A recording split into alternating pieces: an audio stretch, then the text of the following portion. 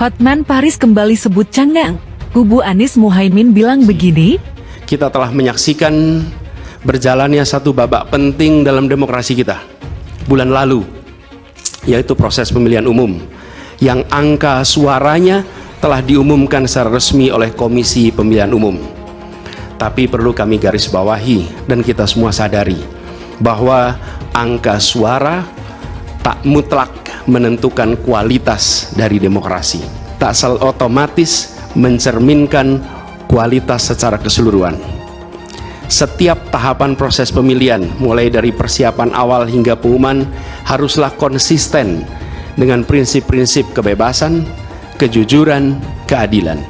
Di negara manapun di dunia ini ada prinsip hukum yang paling basic, yaitu acknowledgement by conduct.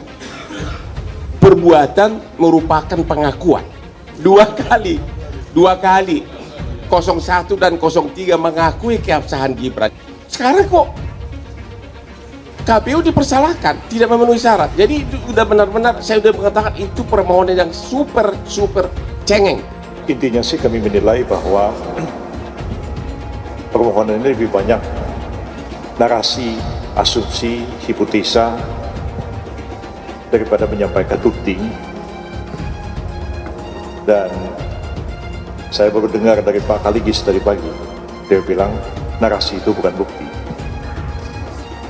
Begitu juga asumsi itu bukan bukti, sesuatu yang harus dibuktikan. anggota tim hukum Prabowo Subianto Gibran Raka Buming Raka, Hotman Paris Hutapea, kembali mengatakan bahwa surat permohonan tim hukum nasional Anies Baswedan dan Muhaimin Iskandar mengambang atau tidak substansif.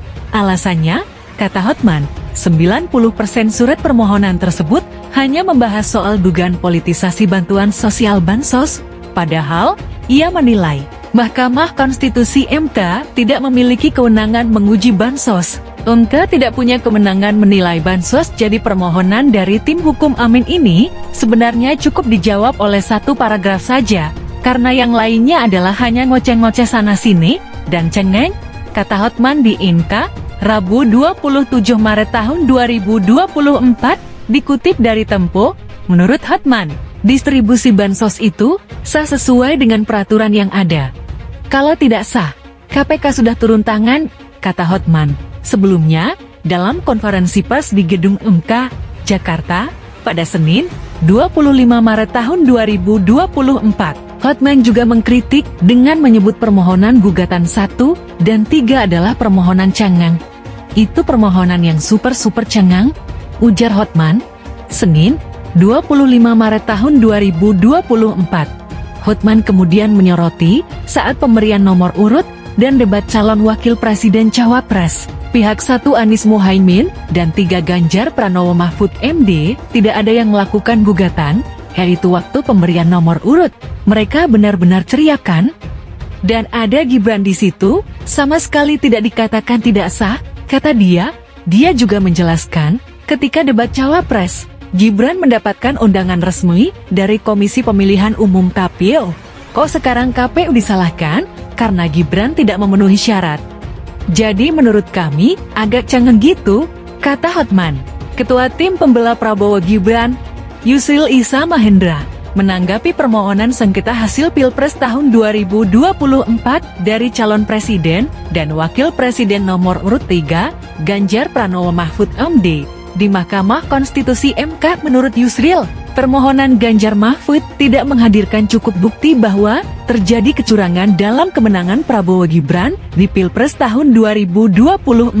Permohonan ini sebenarnya lebih banyak narasi seperti yang awal tadi, dan sedikit bukti yang dikemukakan, yang sifatnya adalah kualitatif, kata Yusril usai sidang pendahuluan di Gedung MK, Jakarta Pusat pada Rabu, 27 Maret tahun 2024. Pemaparan tim Ganjar Mahfud, kata Yusril, tidak cukup kuat untuk membuat MK mengabulkan permohonan mereka, yaitu mendiskualifikasi Prabowo Gibran dan melaksanakan pemungutan suara ulang. Yusril menyampaikan bahwa pemilihan presiden ulang tidak pernah terjadi dalam sejarah pemilu di Indonesia. Bahkan, kata dia, tidak ada aturan yang mengatakan pemilihan ulang secara menyeluruh bisa dilaksanakan. Yusril menyampaikan bahwa tim pembela Prabowo Gibran akan memberi bantahan terhadap Ganjar Mahfud